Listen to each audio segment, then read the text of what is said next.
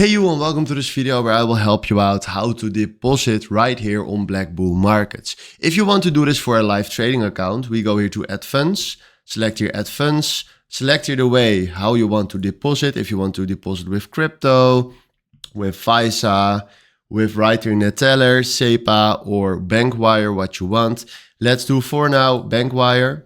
Then select right here the currency that you want to deposit. And then right here, you will find here all the information that you need to throw money to your trading account. Because this is the account number. Right here, this is the bank address.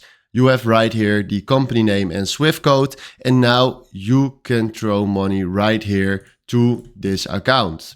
So then we click here on done. And then after that, you can throw it right here to this account. If you want to deposit money for your demo account, you go right here to trading account, go to demo, select right here add funds, and then fill in right here how much you want to add. So let's add right here 100k again, submit. And then right now you see here that we added a 100k to our demo account. So this is how you can deposit right here on BlackBull Markets. Hopefully this was the video where I was looking for. Thanks for watching and have a wonderful day. Ciao.